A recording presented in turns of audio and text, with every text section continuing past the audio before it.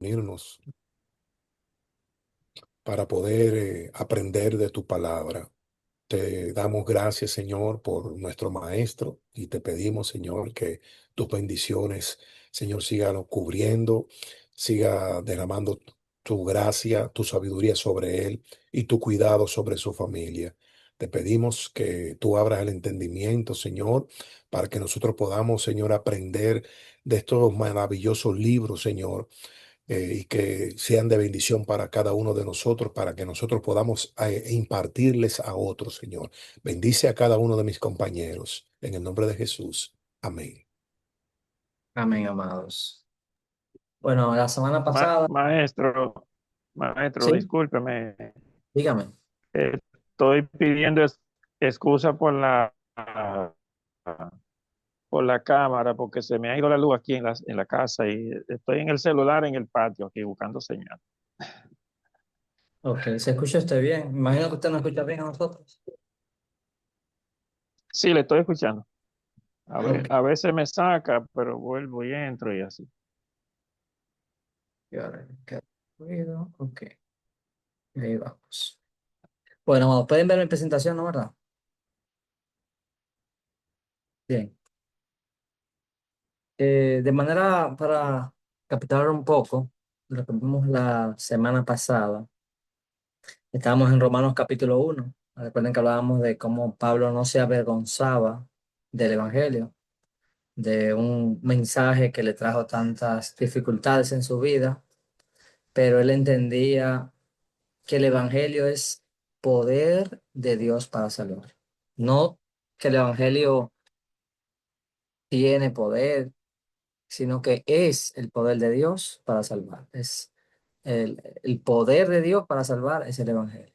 La obra de Cristo, lo que Cristo hizo, la fidelidad de Dios mostrada en el ministerio de Cristo, muerte, resurrección. Esas buenas nuevas, esa oferta es el poder de Dios para salvar. Entonces, en Romanos capítulo 1 vemos varios elementos del Evangelio. Veíamos que venía desde los profetas, decía que había sido dicho desde antes. Entonces, el origen del Evangelio no es humano, es una revelación dada por los profetas y cumplida en el Nuevo Testamento. Entonces, el origen es príncipe de Dios. Es una buena noticia que viene de Dios, fundamentada en los profetas. Y hacíamos énfasis que el Evangelio es acerca del Hijo, es decir, es sobre Jesucristo. El centro del Evangelio es Cristo. Es decir, un evangelista, el centro del evangelista es Cristo. Cuando un evangelista va a una iglesia, el centro, cuando leemos Romanos capítulo 1, es el evangelio acerca de Jesucristo, no es acerca de nosotros. Como dice Pablo, no nos predicamos a nosotros mismos, sino nos predicamos a Cristo y a nosotros como vuestros siervos por amor a Jesús. Entonces hablábamos de esa dependencia de amar a Cristo, como le decía él a Pedro, si tú me amas, apacienta mis ovejas. Sin embargo, no todos los evangelistas tienen como centro a Cristo. Hay evangelistas que tienen su centro ellos mismos. Y me imagino yo, Pablo, con la cabeza agarrándose los moños, si escuchara a muchos evangelistas que escuchamos el día de hoy. Incluso una vez yo recuerdo que en mi iglesia fue una persona que él tenía como 1.000 personas que se habían convertido con él. Él los apuntaba. Él lo tenía ahí apuntado en la lista. Y ese día vi por qué que él tenía tantas personas convertidas. Habían 3 visitantes y él les dijo, ustedes le darían una oportunidad a Dios. Y las chicas que eran inconversas dijeron, bueno, sí. Y entonces él le agarra las manos y le dice, mira, se convirtieron. Las chicas nunca volvieron. Entonces, muchos evangelistas del día de hoy lo que están es buscando sentirse exitosos, sentirse que ellos son, pero ese no es el evangelio. El evangelio es sobre Jesucristo y nosotros simplemente somos siervos que queremos proclamar las virtudes de aquel que nos llamó de las tinieblas a su luz admirable. No son mis virtudes, son las virtudes de aquel que nos llamó. Y la carne obviamente lo que va a querer es Obviamente la fama es lo que me enaltece a mí. Entonces, eso es la esencia del Evangelio es Cristo. Eso tenemos que tenerlo claro.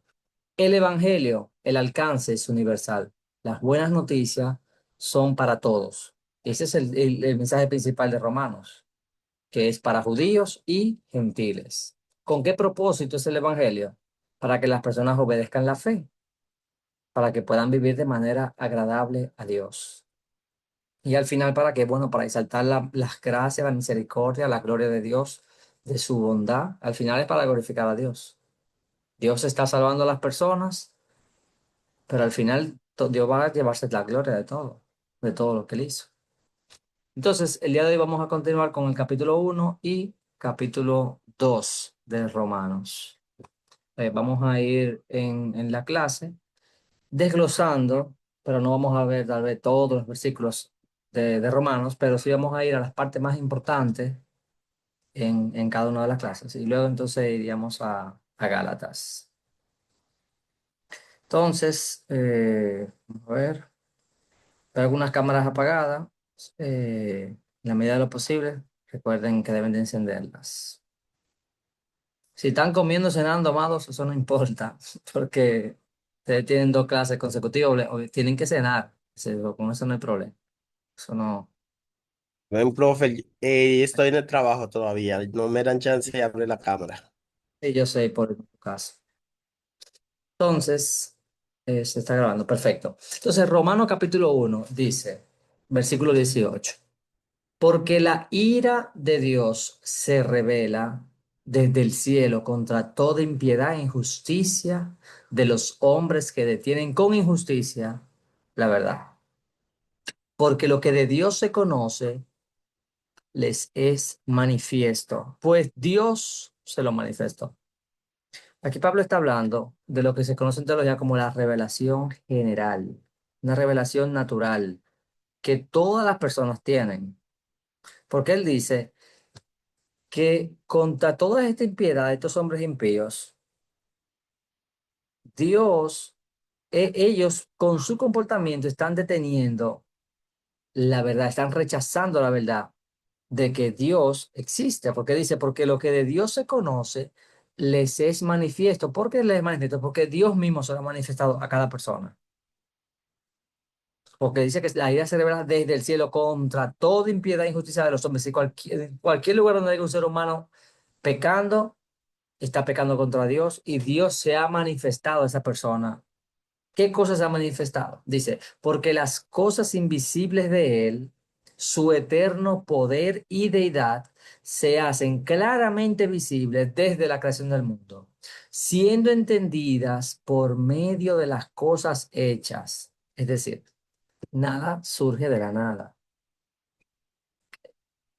Lo que dice la Biblia ahí es, lo más natural tú pensar es que tiene que existir un Dios que debe ser eterno en poder y deidad. Es decir, tiene que haber un Dios allá arriba que tenga el poder infinito para hacer esto que existe.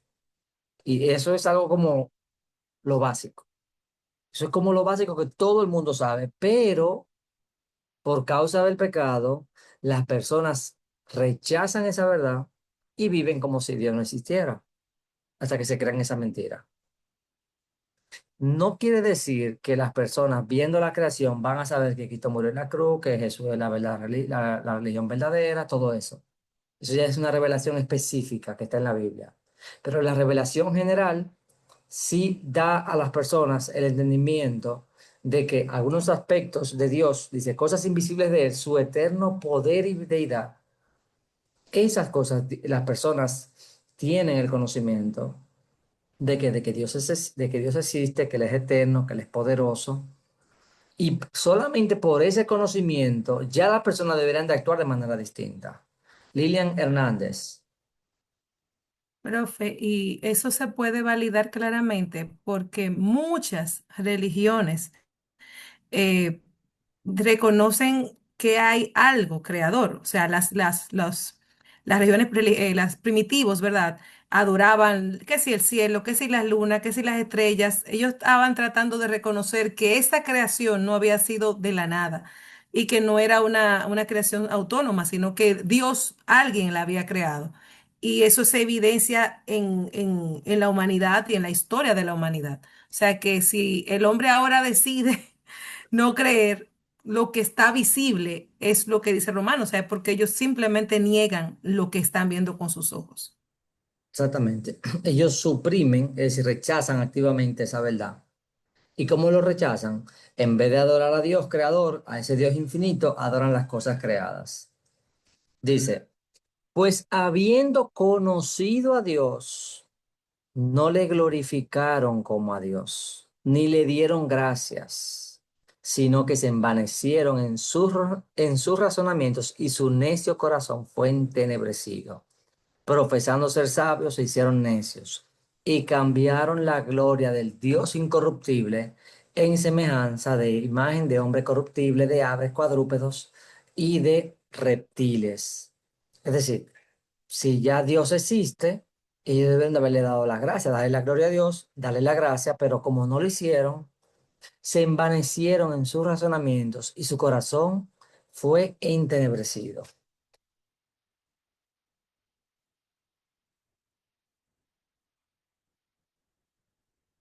Entonces, El, el ser humano, al alejarse de Dios, está pecando contra Dios porque no le está dando gloria a Dios, pero también él dice que contra toda impiedad e injusticia. Es decir, la persona está pecando contra Dios, pero está pecando también con el prójimo. Está con ese comportamiento rechazando la verdad de que Dios existe. No le estoy dando gloria a Dios, no vivo para Él, no le doy gracias, entonces vivo para mí mismo, vivo para las cosas materiales. La Biblia habla de que el Dios de ellos es su vientre. 2 veces está eso en la Biblia. Es decir, lo que a mí me gobierna es mi deleite, mi gozo, mi comodidad, ese es mi vientre, todas las cosas materiales que yo puedo disfrutar. Ese es su Dios. O sea, han rechazado el Dios infinito y se han creado un Dios por causa del pecado. Pero ¿qué pasa? Al rechazar a Dios, se ha hecho una bola de nieve porque ahora entonces tienen más pecados.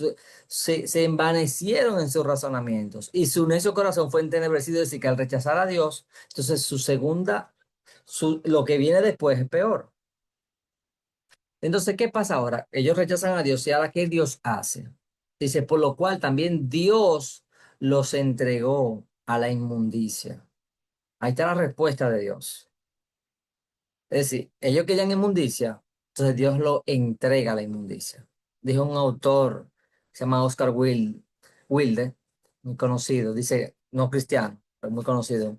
Dice, cuando los dioses quieren castigarnos, contestan nuestras oraciones.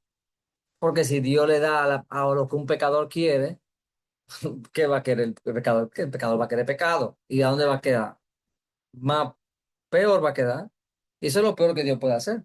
En un momento Dios les dijo al pueblo de Israel que no los corregiría y que cuando las hijas de ella quisieran fornicar la va a dejar. Si lo peor que Dios puede hacer con una persona es no corregirlo.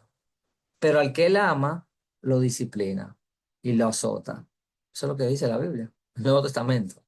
Entonces dice, por lo cual Dios los entregó a la inmundicia en la licencia de corazones. Es que yo no la vi. Yo pensé que todo.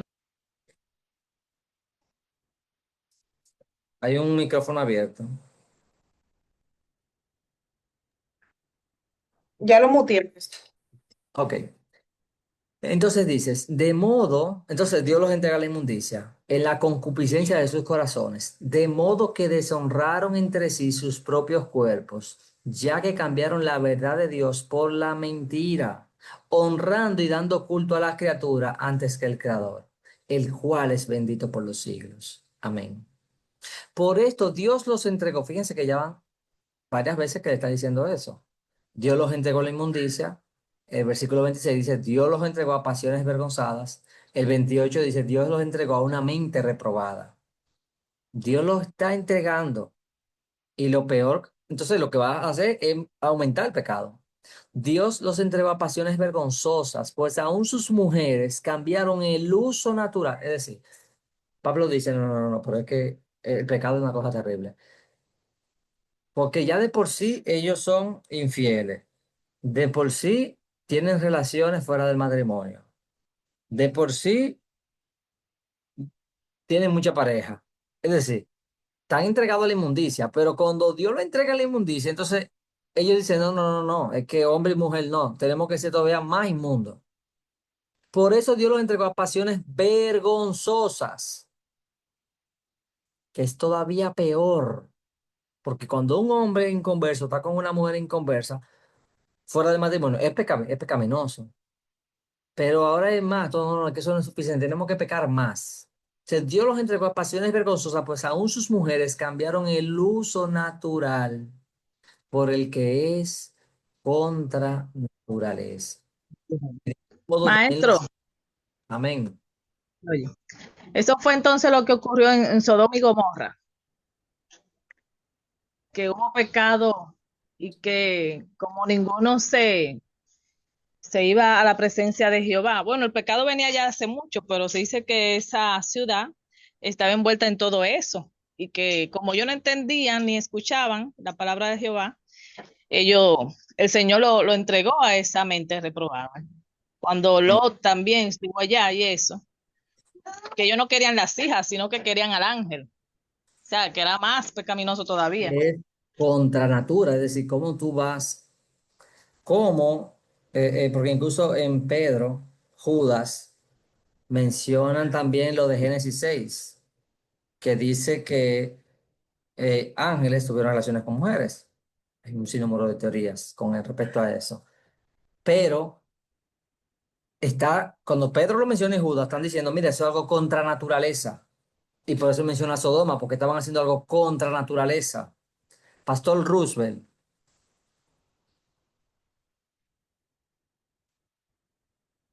Estoy viendo otra versión, la NTV, sí, me que encanta eso. dice, por esa razón Dios los abandonó a sus pasiones vergonzosas. Fíjate que el término aquí dice, Dios los entregó, y aquí dice los abandonó, como quien dice, eso es lo que ustedes quieren, sigan sin mí y empuélquense en sus inmundicias. Y dice, los abandonó sus pasiones vergonzosas, aún las mujeres se rebelaron contra la forma natural de tener relaciones sexuales y en cambio dieron rienda suelta al sexo unas con otras. Fíjense de dónde viene toda esa inmundicia. Eso es el lesbianismo y todo eso. Ujú. Eh, y después dice, los hombres por su parte, en lugar de tener relaciones sexuales normales con la mujer, ardieron en pasiones uno con otros. Los hombres hicieron cosas vergonzosas con otros hombres y como consecuencia de ese pecado, sufrieron dentro de sí el castigo que merecían. Más claro de ahí no canta un gallo, como dice. Hay personas, cristianos de iglesias de los homosexuales, que dicen, no, lo que pasa es que eso se refieren a relaciones homosexuales promiscuas. Pero ¿de No, dónde sacan eso? dígame. Digo yo, pero ¿de dónde sacan eso? Porque que eso es, está Eh, eh, clarísimo ahí. en el texto no está, pero hay un argumento que ellos utilizan cuando ellos ven en el Antiguo Testamento a Sodoma, que uno de los profetas, cuando habla del pecado de Sodoma, dice que el pecado de ellos fue la ociosidad y que no fueron, menciona otras palabras, no menciona la parte sexual. Entonces ellos lo que dicen que ellos no fueron hospedadores, hospedadores, pero que Dios mandó fuego del cielo por algo que el Nuevo Testamento dice que es contra naturaleza, como difícil sostener ese argumento, pero cuando una gente ama su pecado, porque ¿qué pasa con la homosexualidad? Que la homosexualidad es mucho más difícil de sanar.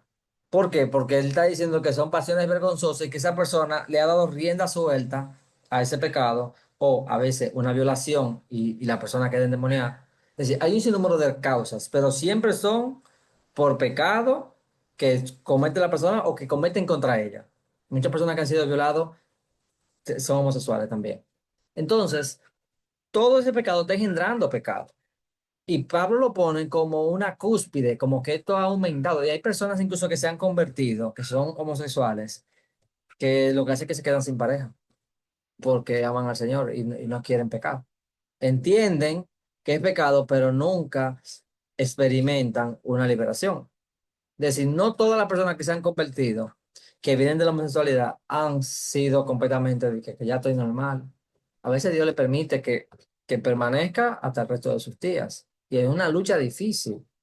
Y para nosotros como cristianos, muy difícil que un homosexual tenga una iglesia y la gente no la acuse. Es decir, que un homosexual que quiera buscar al Señor y se sienta como que la iglesia lo quiere ayudar, no. La iglesia es la primera que lo va a apuntar. Mira, que amanerado. Mira que esto. Es decir, hay que tener una madurez espiritual y una compasión para, está bien, yo tengo que rechazar el pecado, pero ayudar a estas personas que sea salvo. Patricia levantó la mano. Sí, maestro, justamente yo sigo a un joven en Instagram que él es ex homosexual, es un muchacho cristiano, y él dice que, o sea, para mí, él se confiesa que él es libre, pero que él lucha día a día con esa atracción y que es como las personas que por ejemplo, son alcohólicas, que deciden, aunque le llame la atención, aunque quieran, deciden no caer. Entonces, en base a lo que usted dijo, entonces no son verdaderamente libres porque simplemente no siguen con ese deseo, aunque lo reprimen, lo hacen su decisión de día a día, servirle al Señor y serle fiel. Una pregunta o una afirmación, lo último, porque no te escuché bien. Sí, sí, sí, como usted decía, que hay personas que no se casan, deciden no casarse, entonces no son verdaderamente libres. Entonces, si esa decisión de no casarse, porque simplemente, bueno, están luchando con eso, porque ellos tienen un tema y ellos, pero ellos deciden serle fiel a Dios. Entonces, por eso ellos no son verdaderamente libres.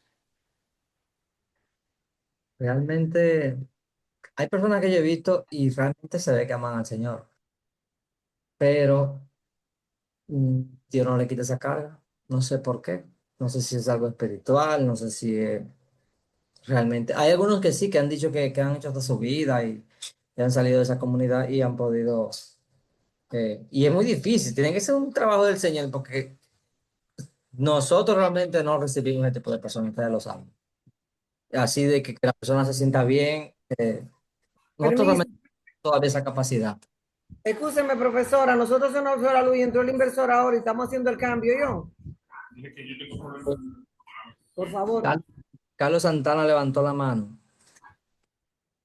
Maestro, un comentario referendo a lo que estamos hablando, por ejemplo, yo entiendo que ese tipo de personas, por ejemplo, que tienen ese tipo de debilidad y que vienen a los caminos del Señor, esa debilidad yo en lo personal como cristiano veo que es una atadura bien fuerte, porque he conocido personas y conozco personas a la vez que vienen de ese mundo, que el Señor lo rescató, pero como decía eh, nuestra hermana Patricia, que son, a veces se le hace, luchan con eso dentro del Evangelio, con esa atadura, y, pero yo entiendo en lo personal de que el Señor eh, rompe con eso. Ahora, de que la persona siga que llega un momento que dentro del Evangelio se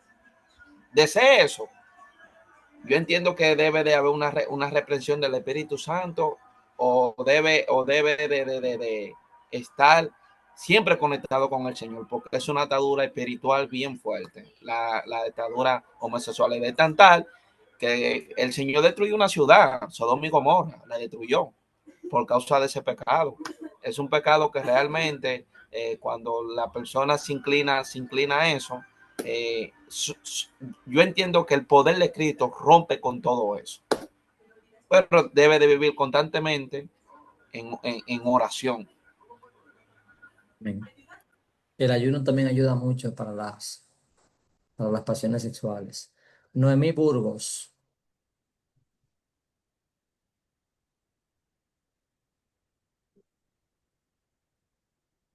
Noemí, veo la mano levantada.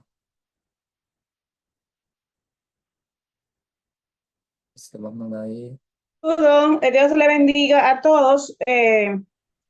Fue a mí que me dio la oportunidad, maestro. Pasa que casi Sí, no se sí, sí. escucha bien mi audio.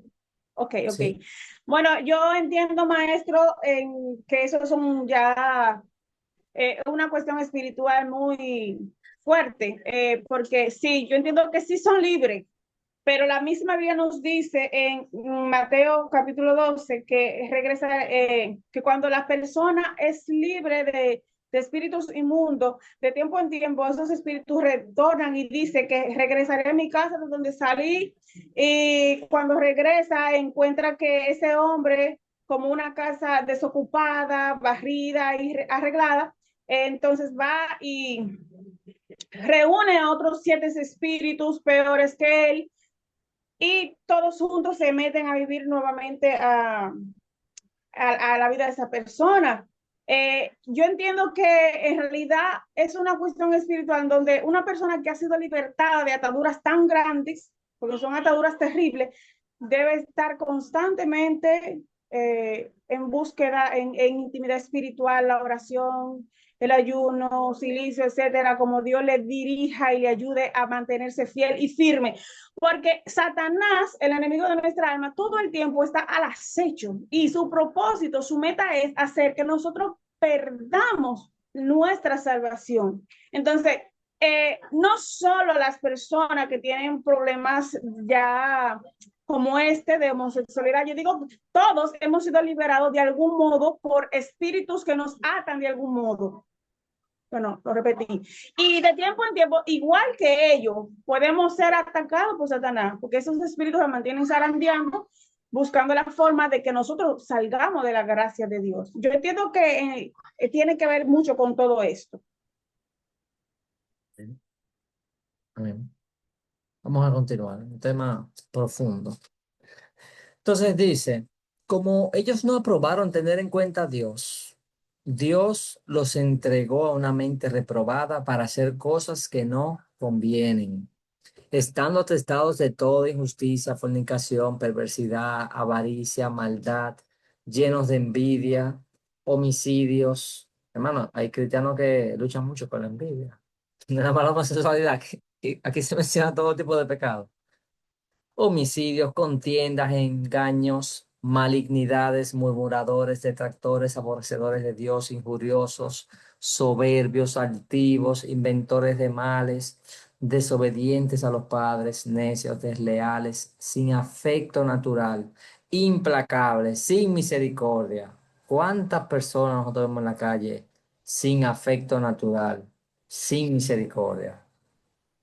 Quienes, habiendo entendido el juicio de Dios, que los que practican tales cosas son dignos de muerte, no solo las hacen, sino que también se complacen con los que las practican.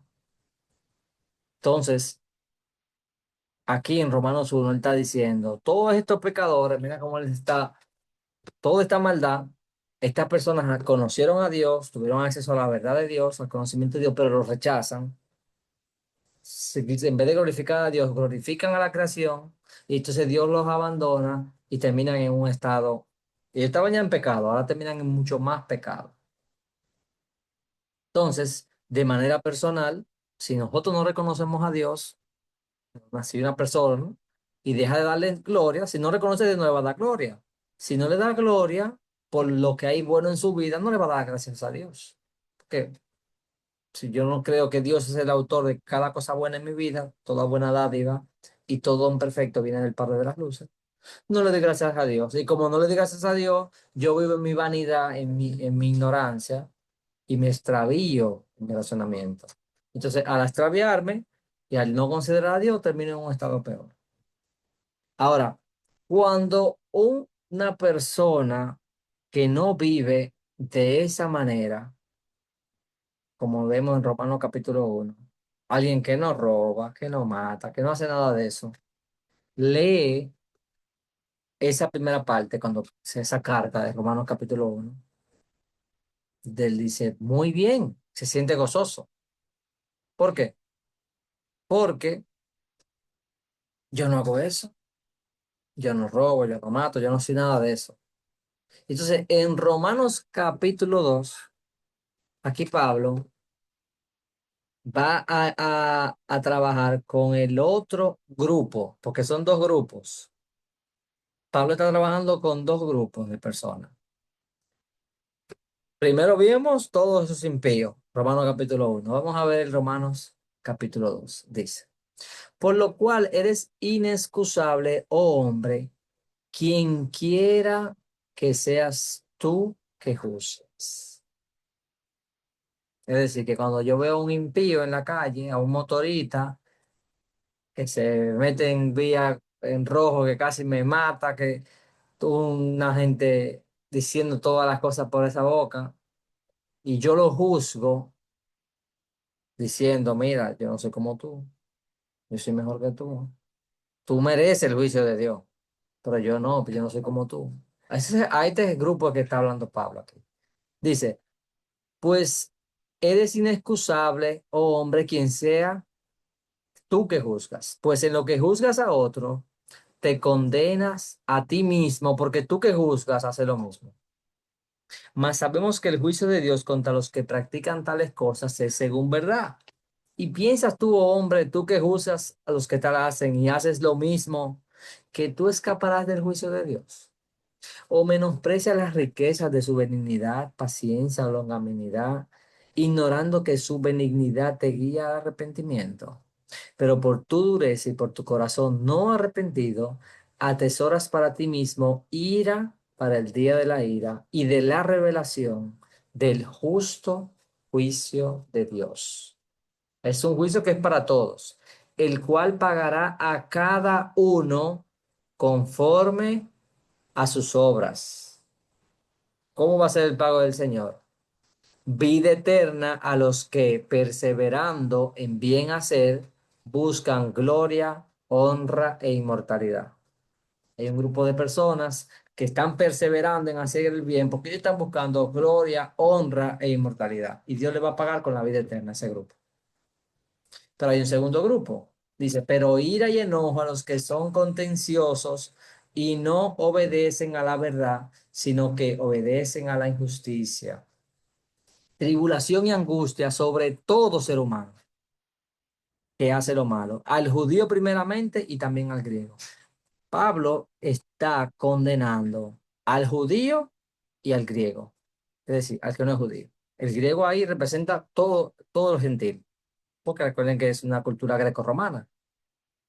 Entonces, si tú, Maestro, sí, no levanto la mano porque cada vez que quiero levantar la manita en el chat, se me va y no se levanta.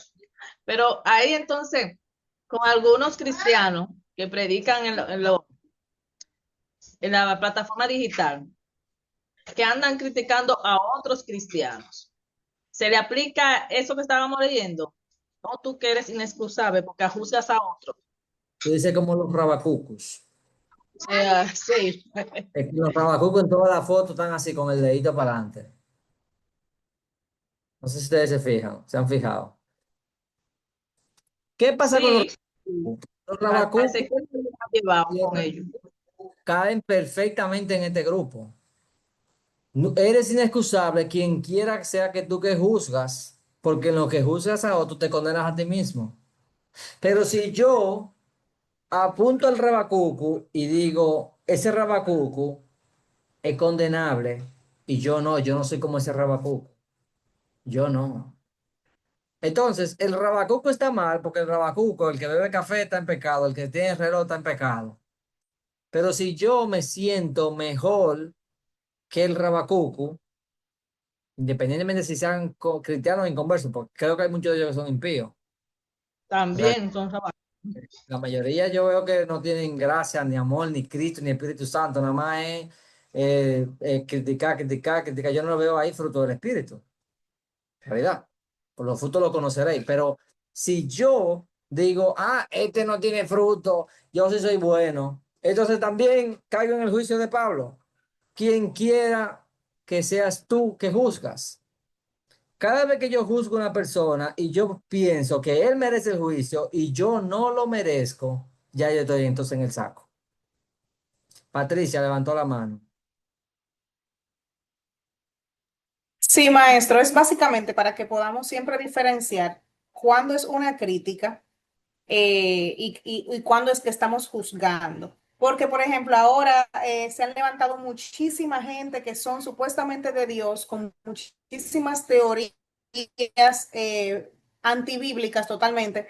Por ejemplo, hace poco vimos como una sierva de Dios, ella predicaba de cómo uno se conecta con Dios dependiendo de cómo uno sea. Por ejemplo, hay gente que cuando llueve, que se conecta con Dios, entonces esa gente de agua, que cuando hay brisa, porque esa gente son de viento, y se hizo, lo cogieron para meme el tema, pero realmente se han levantado personas eh, condenando esa teoría que es antibíblica, incluso de cómo hay iglesias que invitan a esa hermana a predicar teniendo esa creencia, esa secta, porque eso no es, eso es totalmente antibíblico. Entonces, a veces no es que estamos juzgando, también tiene que haber una parte de defender la fe, porque hay gente que creen que todo lo que oyen no lo pasan por filtro y no leen la Biblia y dicen, ah, sí, mira, yo me conecto con la lluvia, yo me conecto cuando hace calor.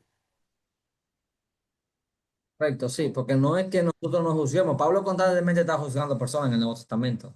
Jesús dice juzgar con justo juicio. La Biblia no prohíbe juzgar.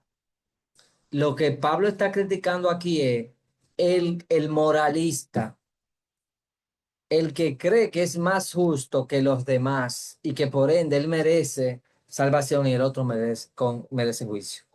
Sí, es juzgar cuando yo condeno a los demás, pero yo no, porque yo siempre tengo una excusa para mi pecado. Mi pecado yo no lo veo, porque siempre hay una excusa. Pero el otro sí, mira, está llegando tarde al oculto, ¿qué es esto? Y este hombre, pero mira cómo está criando a los muchachos. Y está constantemente con esa crítica. Juan Boy levantó la mano. Ahí está pintando el artista. El artista Juan Boy. Juan Boy, cuando usted se pone a pintar y lo vemos todito. Tengo un problema pues, estoy con el teléfono. Mire, profe, hay una condición y yo estuve viendo ahora recientemente en un estudio que estoy haciendo, que usted ya tiene conocimiento. Hay dos cosas que son inherentes, inmediatamente el hombre peca. Una es el temor y otra es la justificación. Y las dos tienen que ver en la condición natural en que quedó el hombre. El hombre quedó desamparado de la voluntad de Dios, fue apartado del Edén y fue llevado al desierto y fue en una condición que quedó desamparado de Dios. Y y nace ahí el ego, el querer el hombre ser. Y esta condición que usted está leyendo totalmente en el libro Pablo, lo que está hablando es justamente del ego del hombre. El ego del hombre que lo lleva a justificarse en la condición de los demás, no, porque yo soy mejor que tú, porque yo no hago esto, porque yo hago esto, o por lo contrario. Realmente eso es ego, y ahí es que está el pecado. Esa es la verdadera condición que tiene esa connotación ahí. Usted está haciendo reseña en la naturaleza de la ley. No es en la ley, es en la condición humana, en el temor de Dios, que nos aparta, hemos apartado del temor de Dios y entramos en lo que es nuestra propia conocimiento. Vivimos sometidos a las leyes de este mundo. La ley de este mundo es pecar. Lo que es bueno lo dicen como que es malo y lo malo lo pone como bueno. Y esa es la condición que hoy estamos viviendo. Entiendo que no explico aquí a los participantes. Ok, vamos a seguir desarrollando este tema. Vamos a ver ciertos puntos que a veces no se evalúan. Seguimos leyendo Romanos capítulo 2. Tribulación y angustia sobre todo ser humano que hace lo malo, independientemente si es judío o si es gentil. Ser humano. Pero gloria, honra y paz a todo el que hace lo bueno. Al judío primeramente, que fueron los que recibieron la palabra de Dios primero, y también al gentil, al griego. Porque no hay acepción de personas para con Dios. Eso es una tesis fundamental en el libro de Romanos. No hay acepción de personas para con Dios. El que hace lo bueno, Dios se agrada de él. El que hace lo malo, no importa si es judío o si es gentil. Dice, porque todos los que sin ley han pecado, tú dirías, bueno, hay personas que no tienen la ley de Dios. Ahí están los indios de aquí, siempre la preocupación de qué pasaba con esos indios cuando llegó Colón, que no, que cómo le fue a ellos. Bueno, los que sin ley han pecado, sin ley también perecerán. Y todos los que bajo la ley han pecado, que han tenido conocimiento, más conocimiento, como los judíos, por la ley serán juzgados. Porque no son los oidores de la ley los justos ante Dios. No son los oidores, sino los hacedores de la ley serán justificados. Son considerados justos los que hacen la ley. Y por eso quiero que hablemos de la ley. Él dice que los que serán justificados son los que hacen la ley. ¿Cuál ley? Porque cuando los gentiles que no tienen ley hacen por naturaleza lo que es de la ley, estos, aunque no tengan ley, son ley para sí mismos, mostrando la obra de la ley escrita en sus corazones, dando testimonio su conciencia y acusándoles o defendiéndoles sus razonamientos en el día en que Dios juzgará por Jesucristo los secretos de los hombres conforme a mi evangelio. Es decir, hay personas como los judíos que tienen la ley escrita, pero los gentiles tienen una ley que Dios le ha puesto, que es la conciencia. Es la capacidad que Dios le da a las personas de conocerlo, el bien del mal. Y cuando una gente peca, aún nunca haya leído la Biblia, sabe que cuando miente, que cuando es infiel, que cuando roba en su empresa, está haciendo lo malo por la conciencia. La conciencia puede tergiversarse hasta un punto en que se cauterice y la persona ya no sienta nada cuando hace lo malo, pero la gente no nace con la conciencia cauterizada, sino que cuando sigue persistiendo en el pecado, Dios lo abandona para que sigan tomando más de ese pecado. Es el juicio ahí para esa persona, que Dios lo abandone en ese pecado. Entonces, amados, Romanos capítulo 2 está hablando de el moralista. Por ejemplo, un judío que conoce la ley, que, por ejemplo, un fariseo, cuando ve a un impío y ve que Pablo está hablando de los homosexuales, dice, está bien, ellos merecen el infierno, eso está muy bien, se podrán. Hay gente que se goza hablando del infierno en la calle. Bien, porque yo no soy como tú. Mira, tal cosa, tú haces tu pecado. Y Romano capítulo 2 está atacando a ese grupo de personas. Jesús, en una de sus parábolas, en Lucas capítulo 15, ataca a los mismos grupos, que es la parábola del hijo pródigo. ¿Quiénes son los personajes en esa parábola?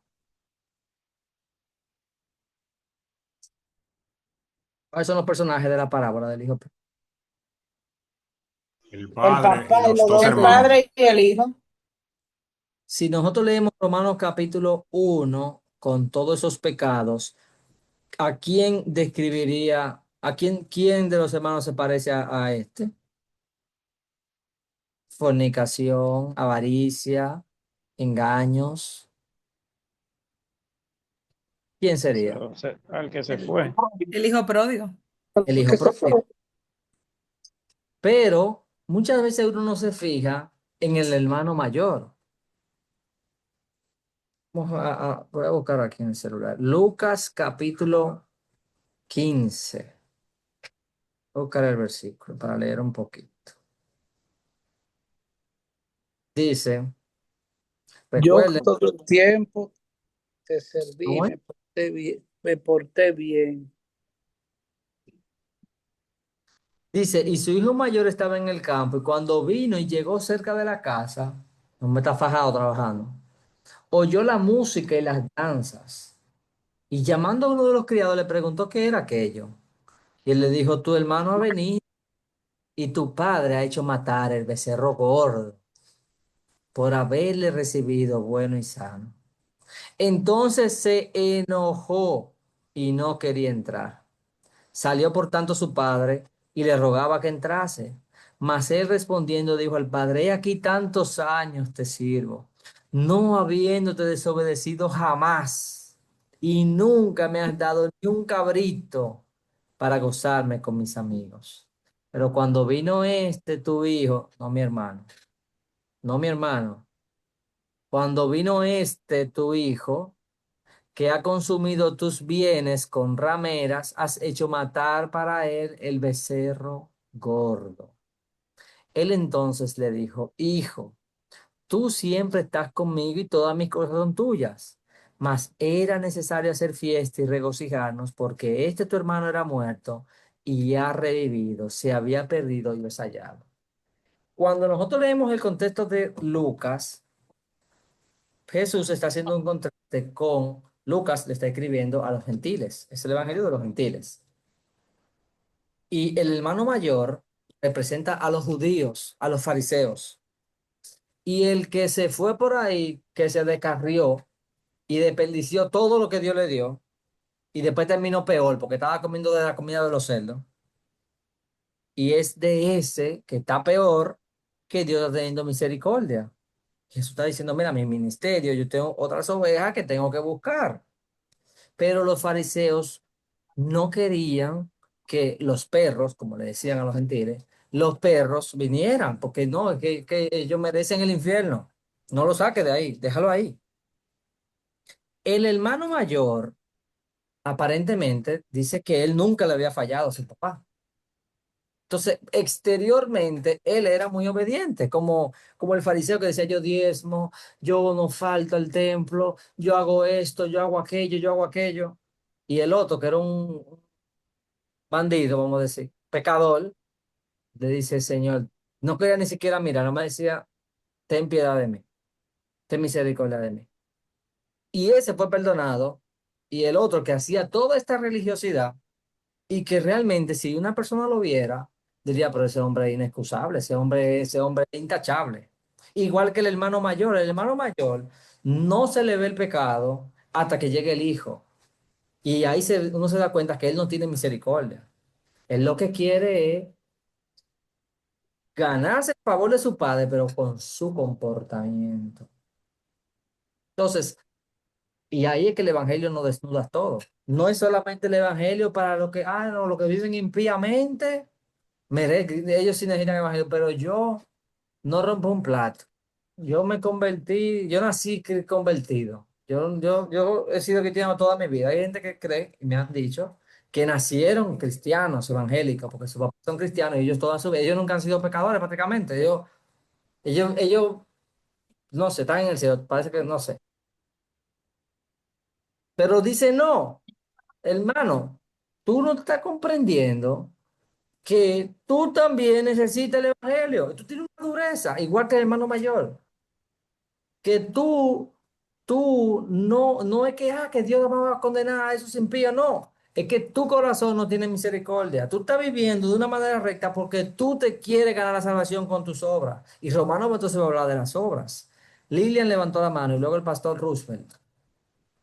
Wow. Viendo realmente la maravilla de la comparación que está haciendo, profe, con lo que es esta parte de la comparación que hace Romanos acerca de los gentiles y los judíos, y cómo el mismo Jesús hizo la comparación con los dos hermanos, el hijo pródigo y el otro hermano. Y me llama la atención que hasta le puso el detalle de los cerdos. O sea, esta gente, los gentiles no tenemos problema, no somos coches. Pero los judíos eran coches, no podían comer cerdo. O sea, y el mismo Jesús hace esa comparación que es maravillosa para dejarnos saber que todos necesitamos realmente al Señor y nos desnuda en cuanto a nuestra necesidad de Dios. Y a veces nosotros que estamos en la iglesia, y eso era lo que iba a mencionar, viene un hermanito, una persona que se convierte recientemente y recibe de una vez el bautismo en el Espíritu Santo y comienza el Señor a darle dones y uno se pone, ven acá, pero ven acá. ¿Y esto muy rápido? No, no, espérate. Y a veces uno comienza hasta a envidiar y a celar a esa persona porque entiende que va demasiado rápido su crecimiento en el Señor. Y aquí yo que tengo 30 años fajada en esta iglesia, el Señor no me da los dones. ¿Qué es lo que está pasando? Señor, ¿pero y qué fue? Porque mírame, yo quería hablar ese tipo de lengua que le diste a esa que llegó, acaba de llegar. O sea, hay veces que nosotros también hacemos como el hijo pródigo y reclamamos posiciones en la iglesia y en el evangelio y en el reino, porque uno que acaba de llegar se convirtió hace 2 días y Dios comienza a bendecirlo rápido. Y la verdad es que Dios tiene un plan para cada uno y tenemos que darnos cuenta de cuál es el plan con nosotros y no envidiarle el plan al otro, lo que Dios quiere hacer con los demás. Y fíjense cómo a veces nosotros podemos tener una vida obediente y en el fondo es desobediente.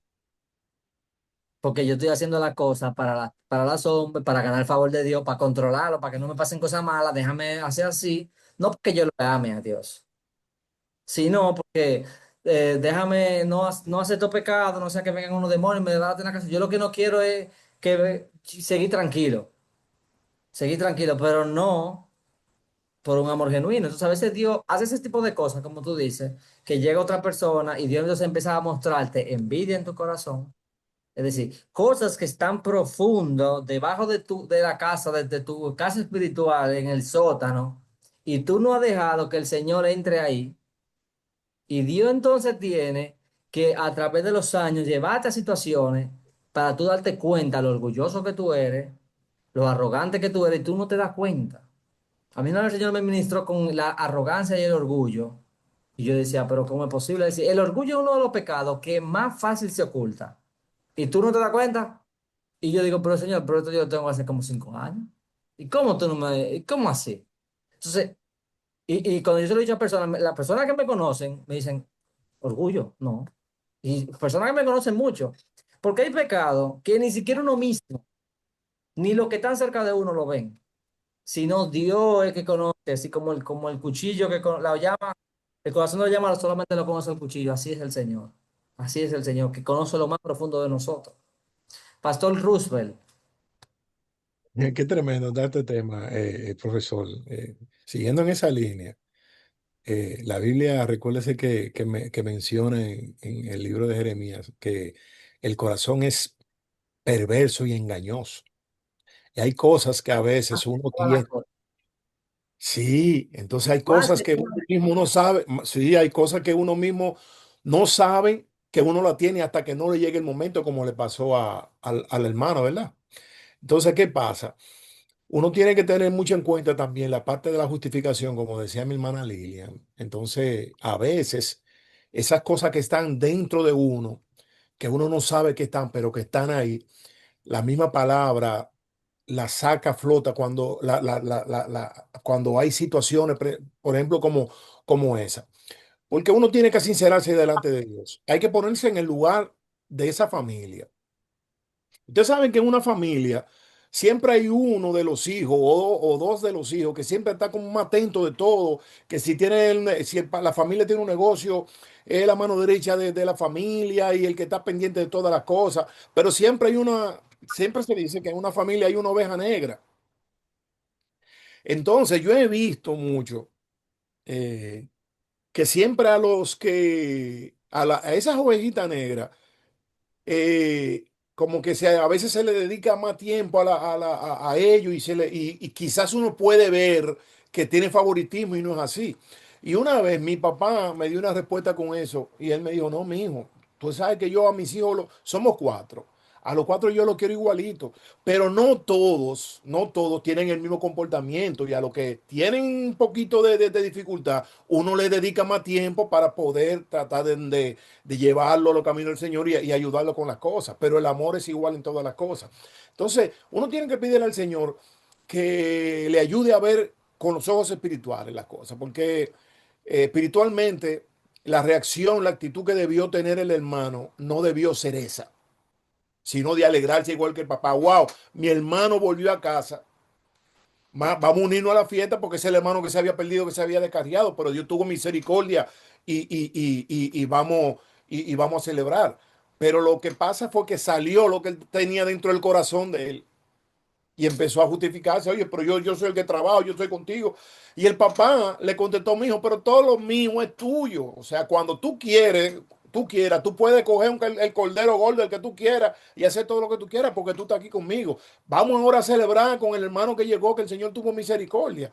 ¿Me entiendes? Entonces, a veces uno tiene cosas dentro del corazón que uno tiene que decirle al Señor. Por eso el salmista David le decía, ay Señor, líbrame aún de mis pecados ocultos que yo no conozco. Y como el único que escudriña el corazón, lo que el pensamiento y lo que uno va a pensar dentro de 5 años, es el Señor. Uno tiene que decir al Señor, examíname adentro a través de tu palabra. Y como la palabra en sí son poderosas, penetran hasta lo más profundo allá. Y cuando esa palabra penetra, que empieza a trabajar, empiezan a sacar todas esas cosas y entonces uno tiene que decir, ay Señor, ten misericordia, Padre mío. Amén. Amén. Amén. Y realmente, como usted dice, así como el pastor Freddy y su papá, no trata a los hijos de la manera igual. Yo creo que Dios no trata con las iglesias de la misma manera. Cuando tú ves las 7 iglesias de Apocalipsis, son distintas y Dios va trabajando la necesidad de cada una de manera distinta. Incluso la iglesia que más problemas tenía probablemente era la iglesia de Corintios y era la iglesia que más manifestaciones del Espíritu tenía. Ay, sí. Entonces, cuando Dios ve tal vez una iglesia muy ordenada, que todo el mundo vive en amor, en obediencia a la palabra, en fruto, tal vez no es necesario darle el mismo cuidado que a una iglesia que están con un desorden y Dios dice, no, yo tengo que suministrar más de mi espíritu porque no es que ame más, es que necesita más. Entonces a veces uno dice, pero hay iglesias que son muy bíblicas, pero yo no veo que tengan hablando lengua todos los días. Pero tal vez es porque Dios en su soberanía dice, es que ya no lo necesitan igual que como otra iglesia, donde hay menos de conocimiento. Eso se ve mucho, por ejemplo, en países donde se lleva el evangelio, como los países de África. Cuando los primeros años, los primeros 10 años, 15 años, las iglesias que se establecen son mucho lengua, mucho milagro, mucha liberación. Pero cuando van pasando las décadas y las iglesias se vuelven ya más establecidas en la palabra, ya están más cimentadas, las lenguas cesan. Entonces, es posible que Dios ministre en cada iglesia según esa necesidad. Y a veces uno juzga muy rápidamente y dice, no, si esa iglesia no está hablando lengua, no está bien. Pero no estamos pensando que Dios sabe cómo está gobernando cada iglesia. Mientras esté predicando la palabra y vivan en santidad, debe ser el principal criterio. Entonces, así como Dios, como su papá cuida a los hijos, así yo creo que también Dios hace con las iglesias, según las características de cada uno y sus necesidades. Entonces, algunos textos acá que me llaman la atención, porque nosotros leímos que Romanos capítulo 1 y también sabemos que el 3 dice que por medio de la fe en Cristo nosotros vamos a ser salvos. Salvación es por gracia. Romanos capítulo 1, no me acuerdo eso del Evangelio porque poder de Dios para salvación a todo aquel que cree. Pero eso fue en el 1. Ahora en el capítulo 2, Pablo dice algunas cosas extrañas. Dice, el cual pagará a cada uno conforme a sus obras.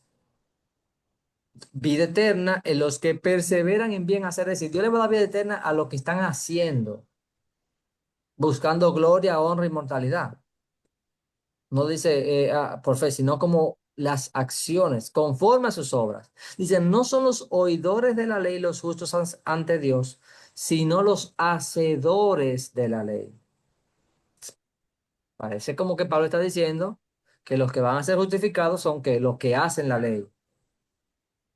Pero como que se parece que se está contradiciendo. Entonces, ¿cuál es la relación que tenemos nosotros los cristianos con la ley? ¿Qué ley es que se refiere Pablo?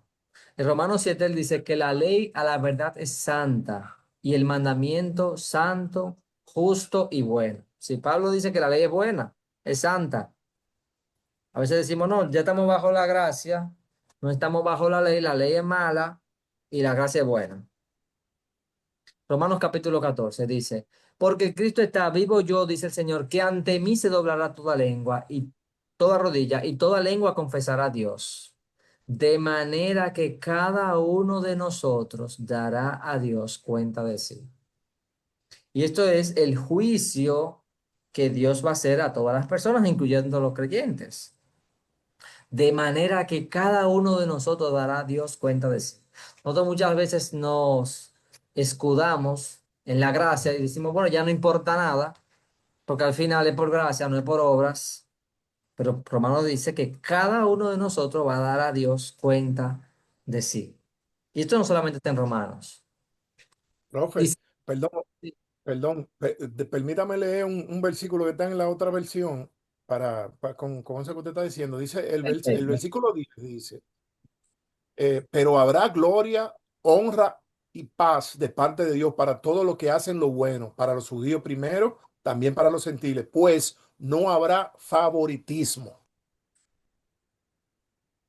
Y está claro, Dios no tiene favoritismo, que lo que pasa es que, como usted está explicando, Dios le trata a cada quien según su necesidad.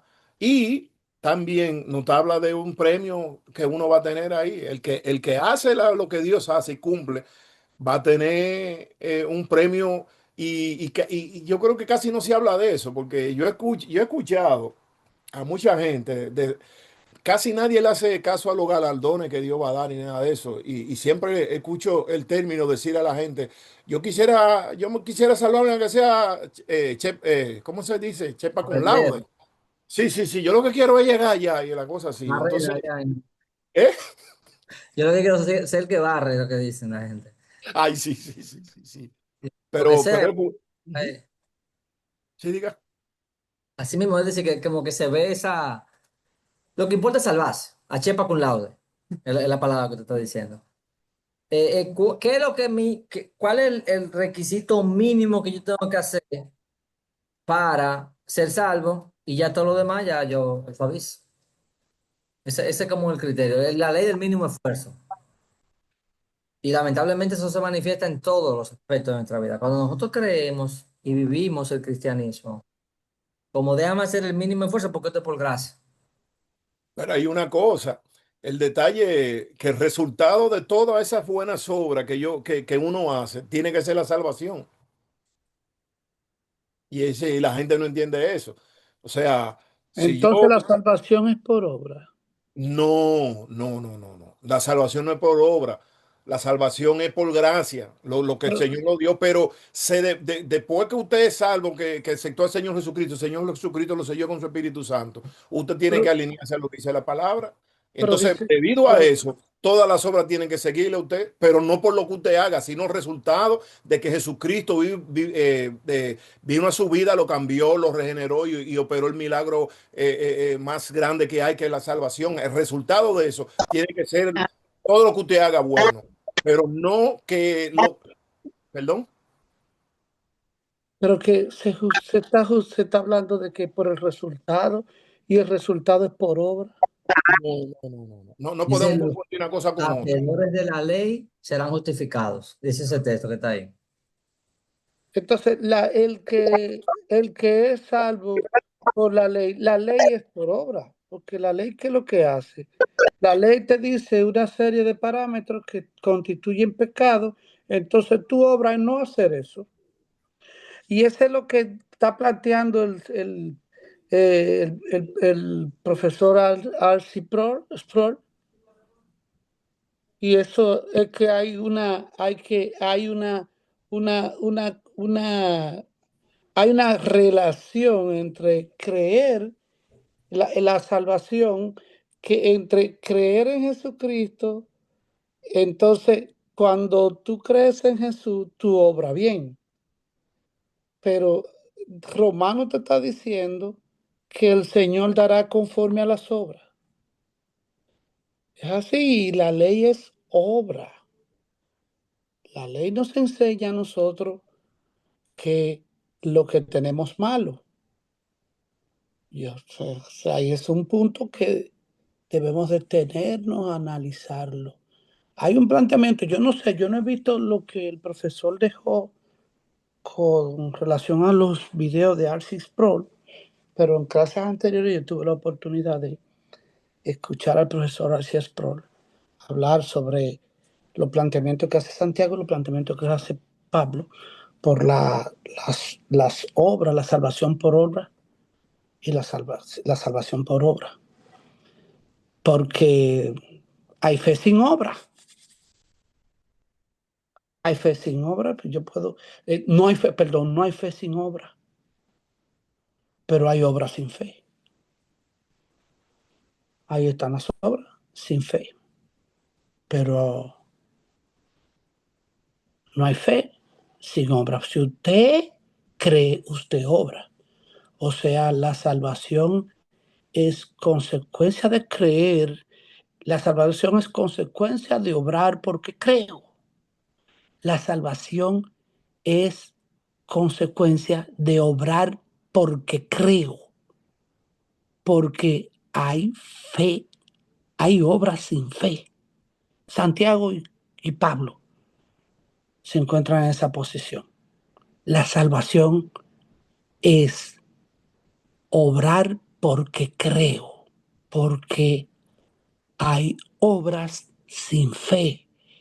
Entonces el Señor, Pablo está anotando eso ahí, Pablo dice ahí, porque el Señor dará conforme a lo que hagamos, lo dice ahí, pero como consecuencia de nuestra fe.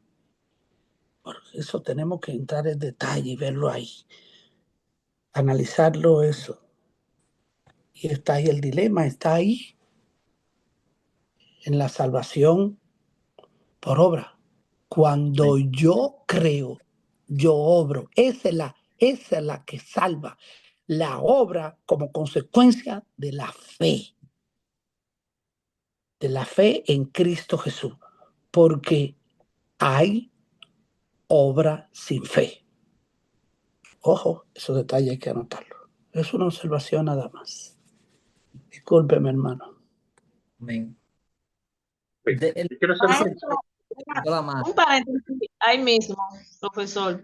Entonces, un impío o que no ha aceptado al Señor, pero dice que sí, que lo tiene en su corazón y que Él da obra. Él va al campo, Él recorta, Él da dinero, Él da comida, Él va a visitar la cárcel. Tiene fe, quizá más fe que uno que está metido en la iglesia. No, ¿Qué pasa en este porque caso? él no tiene la fe de Jesucristo. Él se está obrando sin fe, porque hay buenas obras. Sin fe hay buenas obras, no nos perdamos en eso. Hay un paquete de impíos que hacen obra todos los días, pero ¿qué pasa para eso? Eso es para la vanagloria de ellos, eso es para la vanagloria del individuo. Cuando usted está obrando sin fe, usted lo está haciendo en la carne. Y ese es el resultado de la vanagloria del hombre, del humanismo. Los seres humanos hacen muchísimas obras buenas para brillar. Ahí están todos los que tienen muchos recursos. Incluso en la actualidad hay muchos que tienen fundaciones porque tienen mucho dinero para desviar fondos, para pagar menos impuestos. Pero hay corazones humanos, corazones que les gusta hacer buena obra para destacarse, para brillar. Y esa es la obra del ser humano. Ahora, cuando la obra que el humano hace es consecuencia de la fe en Jesucristo, no es obra del humano, es la obra consecuencia de la fe en Jesús, que en definitiva lo que ese ser humano está haciendo es porque cree en Jesús, y esa es la que salva. O si no, yo estoy de acuerdo en que yo puedo estar perdido y me gustaría, porque lo que estoy provocando es que yo pueda también salir de ese asunto, pero es lo que yo estoy creyendo. Esa obra que está diciendo la hermana es la obra del ser humano, no la obra de Dios. Ese ser humano, ese humanista que quiere ser exaltado, tal cual Satanás quería ser exaltado por encima de Dios. Me sentaré en el monte de Dios al norte y ahí pondré mi testimonio y seré semejante al Altísimo. Obra de hombre inducida por Satanás para su propio deleite, para su vanagloria. Esa fe, esa obra nos salvan. Ahora, lo dice Pablo ahí, que el Señor dará conforme a lo que hagamos, pero es consecuencia de mi fe en Jesús. Y por eso que dice que no la obra salva, sino la fe. Es la obra consecuencia de la fe en Jesucristo. Amén. Ya estoy bien. Ok, gracias. Profe, yo levanté Sí. la mano hace ratito. Sí. Quería decir algo. Yo estoy conforme a, Lo que yo iba a decir ya, Federico se me adelantó, pero yo estoy de acuerdo en que uno va a pagar conforme a sus obras, pero basada esas obras con fe auténtica en Cristo, no por vanagloria nuestra humana, sino porque, como dice, ¿qué es la fe? La certeza de lo que se espera, la convicción de lo que no se ve. Cuando uno, sin haber visto el resultado, cree que se va a dar y lo hace tranquilo en el tiempo, porque, por ejemplo, yo le puedo decir algo. Tal vez yo no tengo tanto en la palabra como muchas de las que aquí están presentes, pero cuando yo aprendí a creer en el Señor y lo acepté como mi Señor y Salvador, yo cuando le oro y le pido algo, yo le digo, no me lo des hasta que yo no esté capacitada para recibirlo, porque no es porque yo, tú sabes, que no, porque así no va. Esto no es un intercambio, esto no es como cuando tú vas a un colmado y da un dinero para que te den un pan y te lo dan, ¿verdad? No, porque no tiene gracia. Es tú esperar conforme a tu espiritualidad, a lo que tú vayas creciendo para con él, a lo que tú vayas ganando, sumándote tranquilamente, haciéndolo como una sierva. ¿Qué es un siervo? Un esclavo del Señor, bajito, en bajo perfil, sin obligarlo a que lo haga. Yo digo, no soy yo, tú eres que sabe todo. Hay cosas que a veces uno no lo entiende, pero le pasan y uno va viendo. Y he aprendido esto, que cuando uno por fe espera, no se desespera. Aprovechar los minutos que nos quedan. Esto de que Pablo habla del juicio, también lo dice Jesús. Jesús dice que cuando el Hijo del Hombre venga en la gloria de su Padre con sus ángeles, pagará cada uno conforme a sus obras. Mateo 16. En Mateo 25, él habla de la parábola de los talentos y en la parábola del que dicen algunos de los sorprendidos. En la parábola de los talentos, según lo que la persona hizo, él le dice, entra en el gozo de tu Señor o a las tinieblas de afuera, según lo que hizo, con lo que Dios le dio, es decir, con sus obras. Luego en Mateo 25 él dice que va a separar en dos grandes grupos. Y a los de la derecha le dice, vengan al reino de mi Padre, porque tuve hambre, me diste de comer, tuve sed, me diste de beber, fui forastero, estaba desnudo, estuve enfermo, me visitaste en la cárcel. Y por todas esas cosas que tú hicieras, pero nosotros no te hicimos eso a ti, Señor. Sí, pero se lo hicieron a las demás personas. Y cuando se lo hicieron a uno de esos pequeños, es como si me lo hubieran hecho a mí. Y luego dice lo mismo con los que se pierden. Ustedes no me dieron de comer, ustedes esto. Y eso también se sorprenden. Pero cuando nosotros no hicimos eso, bueno, cuando tú no lo hiciste con el prójimo. Entonces, Jesús está hablando de un juicio conforme a las obras de los creyentes. Con respecto a lo que decía el hermano Federico, hay un versículo clave, dos versículos. Hay gente que hace obra, pero la Biblia dice que sin fe es imposible agradar a Dios. Sin fe es imposible. Eso es clave. ¿Sí? No es solamente la obra. Y en Tesalonicense, capítulo 1, versículo 3, dice, acordándonos sin cesar delante del Dios y Padre nuestro, de la obra de vuestra fe. De la obra de vuestra fe. Si esa obra nace de la fe. Gálatas 5:6 dice, porque en Cristo Jesús ni la circuncisión vale algo, ni la incircuncisión, sino la fe que obra por el amor.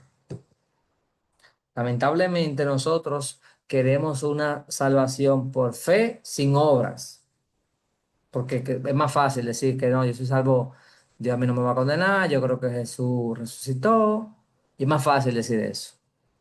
Pero la Biblia dice que Dios nos va a juzgar a cada uno. Dice en primera de Pedro, y si invocáis por Padre a aquel que sin acepción de personas juzga según la obra de cada uno. Él juzga según la obra.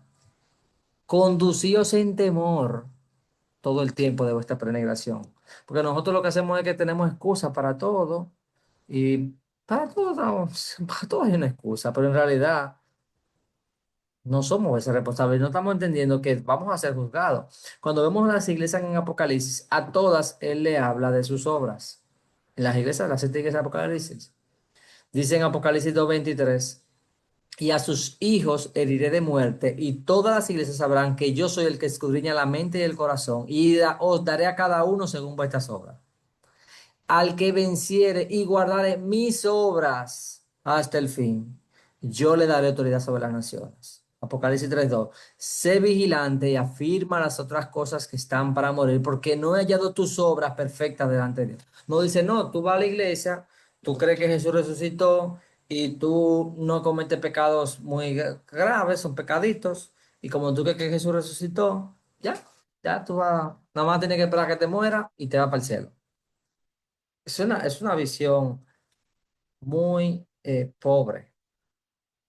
Nosotros tenemos que vivir como que le vamos a dar cuenta a Dios por todo, como yo soy en el trabajo, como yo crío, como yo uso el dinero, y que mi fe realmente entre en cada una de esas áreas, como yo actúo cada día. Entonces, las dos cosas, es las dos cosas. Entonces, para nosotros es mucho más fácil satanizar la ley, pero la Biblia enseña que nosotros no estamos, que la ley no es para el cristiano. Dice 1 Corintios 9:21. A los que están sin ley, como si yo estuviera sin ley, no estando yo sin ley de Dios, sino bajo la ley de Cristo. Santiago 1:25. Mas el que mira atentamente en la perfecta ley, la de la libertad, y persevera en ella, es decir, el cristiano mira en la perfecta ley. ¿Pero cuál ley es esa? La ley de Moisés. ¿Cuál es la perfecta ley? La de la libertad. Y dice él, bajo la ley de Cristo. Dice, no siendo oidor olvidadizo, sino hacedor de la obra, vuelve y habla de las obras, será bienaventurado en lo que hace. Romanos 13:9. Porque no adulterarás, no matarás, no hurtarás, no dirás falso testimonio, no codiciarás y cualquier otro mandamiento. Esos son los 10 mandamientos que él está mencionando. En esta sentencia se resume: amarás a tu prójimo como a ti mismo. El amor no hace mal al prójimo, así que el cumplimiento de la ley es el amor. Entonces, nosotros estamos bajo la ley de Cristo, estamos bajo la ley del Espíritu, estamos bajo la perfecta ley. Pero ¿cómo se manifiesta entonces ese amor en cada cosa de mi vida? No simplemente, no, yo creo que Jesús resucitó y sin embargo soy envidioso, soy un sinnúmero de pecados. Y vivo con mi pecado, pero como yo creo que Jesús resucitó, Dios va a tener misericordia de mí. Y hacemos muy sencillo el creer simplemente, yo creo en Cristo. Creo que Jesús es el Hijo de Dios. Pero debemos estar entregados realmente a Dios, entregados a Cristo, entregados al Espíritu Santo. Y no querer vivir como el hermano mayor que aparenta una vida, pero que es una devoción falsa. Que cuando surgen situaciones que se nota realmente lo que hay en mi corazón. No, Entonces, Amante, ¿alguien va a comentar? sí, maestro, y es que decir yo creo en Cristo, eso, yo creo que a diario todo el mundo dice yo creo en Cristo. Los más extremistas dicen, lo más sencillo dicen, yo lo llevo en mi corazón. Pero el que auténticamente cree en Cristo y ama a Cristo, obra conforme a esa creencia, obra conforme a esa fe. No es que seamos perfectos, como dice Pablo, sino que vamos hacia la perfección. Y no es que uno obra tampoco, maestro, porque Pablo destruye en estos mismos argumentos que estamos planteando la obra del ser humano, que es consecuencia de lo que él entiende. Porque la obra que es consecuencia de la fe de Cristo se alinea a la misma ley, se alinea. Y no es que no vamos a fallar, es que sabemos que debemos proceder con arrepentimiento. O sea, no juzgue al hermano porque tú te vas a encontrar en esa misma situación. Nosotros somos pertenecientes a una naturaleza caída. O sea, por más esfuerzo que nosotros hagamos, no nos vamos a salvar. Nosotros, la salvación no es de nosotros. La salvación es de Jesucristo, del Cordero Inmolado, y como se dice en Apocalipsis, y del que está centrado en el trono, ¿verdad? El que está centrado en el trono, que es el Padre, y del Cordero Inmolado, que es Jesucristo. Entonces, es Jesucristo obrando en nosotros, al creer en Él, que nosotros seremos salvos. Es Jesús en nosotros. No es como muchas veces decimos, venga Cristo. Maestro, usted sabe, y la palabra dice, nadie va a Cristo por motus propios. Es Cristo que obra en nosotros. Ve a Cristo, busca de Cristo. ¿Quién va a buscar de Cristo? ¿Quién va a buscar de Dios, maestro? Desde esta posición, que bien lo plantea ahí Romano 1 y Romano 2, que no podemos juzgar a nadie porque nos encontramos en la misma posición.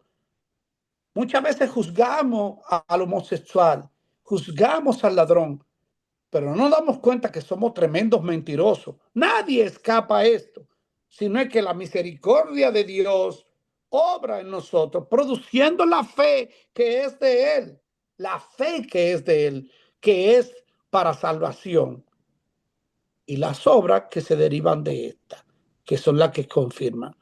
Nosotros haremos conforme a lo que Jesús haga en nosotros.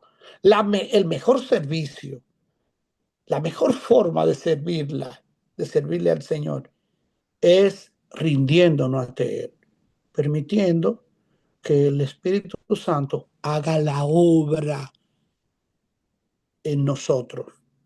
Porque nosotros, y Pablo lo dice ahí, en 1 y en 2, por más que hagamos, lo que vamos a estar es juzgando, y no viendo la viga que hay en el ojo de nosotros. Dios le bendiga, maestro, discúlpeme. Amén. Estaba pasando la lista mientras usted hablaba. Solamente voy a mencionar algunas personas que no he apuntado para confirmar que están. Ana Carolina Gomera.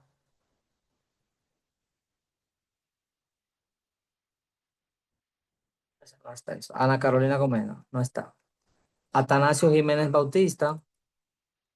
Sí, maestro, estoy aquí. Ok. Francisco González. Profe, él está en un entrenamiento en Miami. No sé si se lo dijo otra semana pasada. Ok. Maciel García. Presente. Ok. Noemí Burgos, creo que habló ahorita. Noemí Burgos. Presente. Ok. Presente por aquí. Sí, Yesenia Herrera. Presente, maestro. Bueno, ahí estamos. Si alguien quiere hacer algún último comentario con respecto al tema de hoy, ya el tema nos acabó el tiempo, pero si alguien quiere hacer un último comentario antes de cerrar la clase, puede hacerlo. Bueno, amados, la semana que viene, entonces vamos a concluir esta parte y es bueno que ustedes la investiguen, porque el tema de la ley, es bueno que le quede claro, es un poco confuso, porque la palabra ley se utiliza de muchas maneras en el libro de Romanos. Entonces, cualquier duda que ustedes tengan también, entonces la trabajamos la semana que viene. Juan levantó la mano. Profe, mire, a mí me inquieta mucho. Yo he estado muy profundamente analizando varios puntos. Dios conocía plenamente la condición del hombre desde que lo hizo en el huerto del Edén.